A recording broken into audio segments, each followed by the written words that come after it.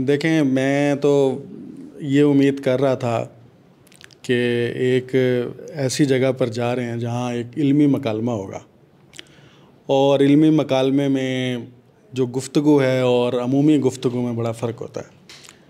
एक गुफ्तगू वो है जो आवाम के लिए की जाती है, एक गुफ्तगू वो है जहाँ पर खालिस्तन एक इल्मी बात पेश की जाती है या उसको आगे बढ़ाया जाता है।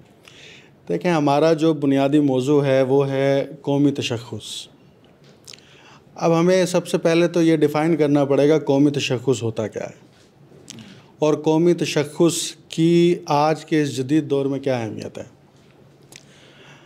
दुनिया की लास्ट 200 ईयर्स की हिस्ट्री देख लें तो उसके 3 बड़ी स्टेजेस गुजरी हैं। एक, दुनिया को बड़े लेवल पे कॉलोनाइज्ड किया गया और उसके नतीजे में एक इल्म वजूद में आया, और जब सेकेंड वर्ल्ड वॉर ख़त्म हुई तो दुनिया डीकॉलोनाइज हुई और पोस्ट कॉलोनिज़म का दौर शुरू हुआ, और उसी के बतन से मॉडर्निज़म पैदा हुआ।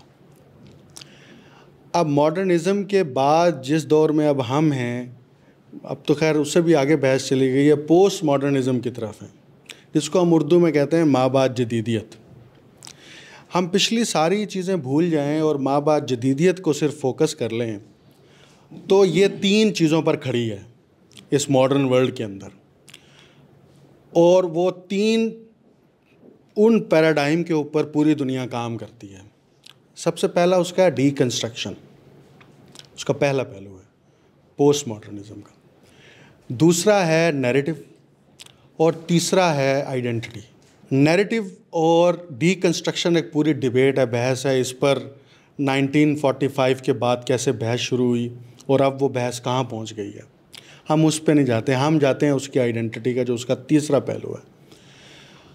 अब दुनिया को इस वक्त जो मुल्क लीड कर रहा है या जो फ्रंट फुट पर है, अमेरिका और उसके अलाइज जो हैं फर्स्ट वर्ल्ड कंट्रीज़ के या सेकंड वर्ल्ड कंट्रीज़ के, वो इस आइडेंटिटी पे ऊपर काम करते हैं, तशख़्ख़ुस पर काम करते हैं। वो कैसे करते हैं? 1951 में अमेरिका ने अपनी यूनिवर्सिटीज़ के लिए और रिसर्च एंड डेवलपमेंट के मद में $3 अरब मुख्तस कर रखे थे 1951 में। आज 2022 में $1 खरब 40 अरब खालिस्तन रिसर्च एंड डेवलपमेंट के लिए हैं। $140 अरब वो सिर्फ इसलिए हैं कि अमेरिका और अमेरिकन यूनिवर्सिटीज़ में तहकीक पर काम होगा। अच्छा, इसकी क्यों ज़रूरत पेश आई? इसका डायरेक्ट ताल्लुक़ है तशख़्ख़ुस के साथ कि दुनिया में आज के इस जदीद दौर में उस कौम का रोब और दबदबा है जहाँ पर नया इल्म तख्लीक हो रहा है। नया इल्म और कंटेंट दो अलग चीज़ें हैं। कंटेंट की कंजम्पशन होती है कंज्यूमर के पॉइंट ऑफ व्यू से, नए इल्म की प्रोडक्शन और उसकी कंजम्पशन होती है सोसाइटी के डेवलपमेंट के पॉइंट ऑफ व्यू से। तो सोसाइटी के डेवलपमेंट के लिए उन्होंने ये तय किया कि $140 अरब सालाना हम खर्च करेंगे, वो कर रहे हैं। उसका नतीजा क्या हो रहा है? उसका नतीजा ये हो रहा है कि वहाँ पर सिलिकॉन वैली के अंदर दुनिया भर से जो बड़े तगड़े किस्म के ब्रेन हैं उनको वहाँ लाया जाता है। अब उसमें ये है कि आप उसके ज़रिए से नया इल्म तख्लीक कर रहे हैं। जब नया इल्म तख्लीक करेंगे तो उसका नतीजा क्या होता है? ये जेम्स टेलीस्कोप का जो अभी पिछले हफ्ते सारा हंगामा हुआ है, उसकी बुनियाद क्या है? वो रिसर्च एंड डेवलपमेंट है।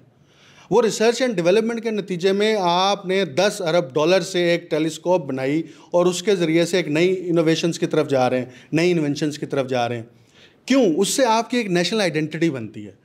अब पाकिस्तान की नेशनल आइडेंटिटी क्या है और कौमी तशख़्ख़ुस कैसे तय होगा?